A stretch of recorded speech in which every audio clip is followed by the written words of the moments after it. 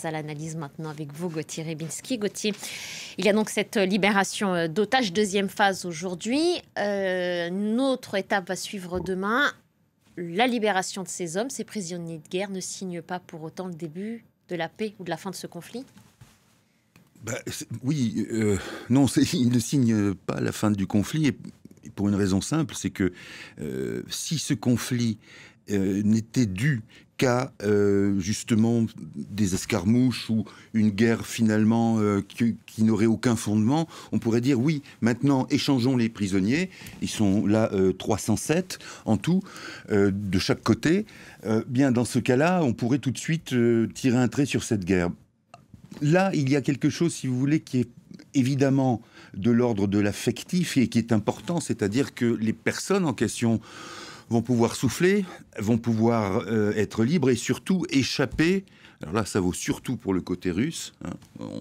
Les enquêtes là-dessus sont légion, dans des conditions de détention que vous pouvez imaginer ou qu'on ne peut pas imaginer, et qui sont non seulement rudes, mais vexatoires et humiliantes. Bon, donc c'est vrai que c'est un bon début, mais comment dire les choses ?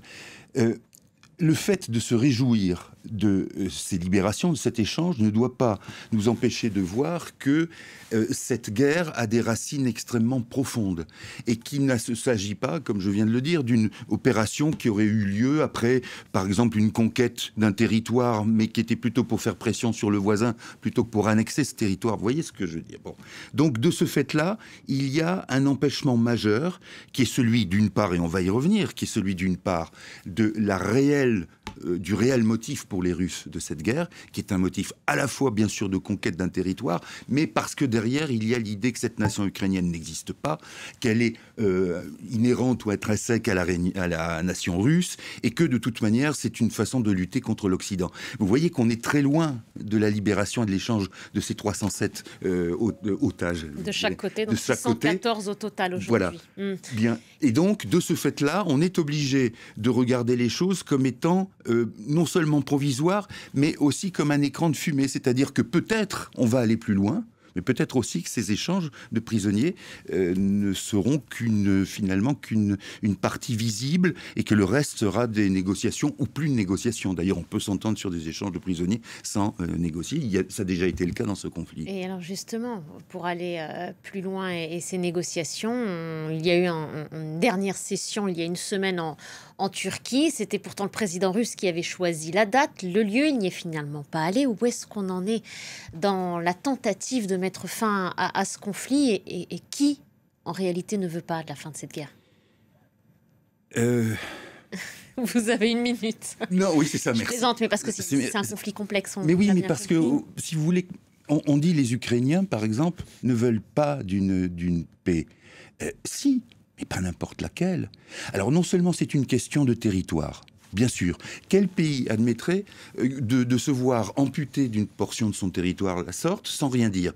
Vous avez aujourd'hui en France, par exemple, des souverainistes qui ne lâcheraient pas un centimètre carré du territoire français, mais qui recommandent aux Ukrainiens de lâcher la Crimée, le Donbass, au moins. Donc là, il y a une contradiction, justement, sur une mauvaise compréhension de ce que peut être la position ukrainienne. Et de l'autre côté, vous avez quand même le ministre des Affaires étrangères, Sergueï Lavrov, qui le dit avec une sorte de bonhomie, alors qu'il est quand même le serviteur le plus zélé du régime russe, qui dit « mais nous voulons la paix ». Mais oui, tout le monde veut la paix. Le problème, c'est que la paix n'a pas la même signification d'un côté comme de l'autre, et que si on regarde l'enchaînement, il faut être quand même clair sur l'enchaînement des choses, c'est la Russie qui a déclenché ce conflit, même s'il était déjà en gestation depuis 2014, et c'était également la Russie. C'est-à-dire que, si vous voulez, il ne faut pas inverser, c'est tout bête ce que je vous dis, l'agresseur et l'agressé, parce que sinon on ne comprend pas où peuvent aller ces négociations. Et ces négociations, elles ont aussi un gros problème, c'est que on a longtemps pensé que et je terminerai là, on a longtemps pensé que si les Ukrainiens avaient un petit avantage militaire. Sur le terrain, ils seraient en position de négocier mieux. Or là, ils prennent des coups, essayent d'y parer. Et puis, pour dernier élément qui est important, c'est le côté versatile de Trump. Non pas qu'il n'ait pas d'objectif, parce qu'au fond, l'objectif pour lui, c'est de se tourner vers la Chine et de laisser ses affaires européennes de côté, mais c'est l'idée qu'il souffle le chaud et le froid, et que quand on essaye d'être partenaire de Trump, comme les Zelensky, parce qu'il dépend de l'armement, entre autres de l'armement américain, c'est très difficile d'avoir une perspective, et donc on est rivé au jour le jour sur ce que peuvent dire les uns et les autres, et en l'occurrence, la Russie mène le jeu, parce qu'elle a le temps pour elle. Et dernier mot, d'ailleurs, je ne sais plus quel propagandiste en chef du Kremlin disait, vous savez, pendant la guerre de 30 ans ou de 100 ans, on a combattu les Suédois pendant 20 ans, on peut continuer à combattre. C'est probablement ça la vraie position du Kremlin. Merci beaucoup, Gauthier. Merci pour cette analyse. L'actualité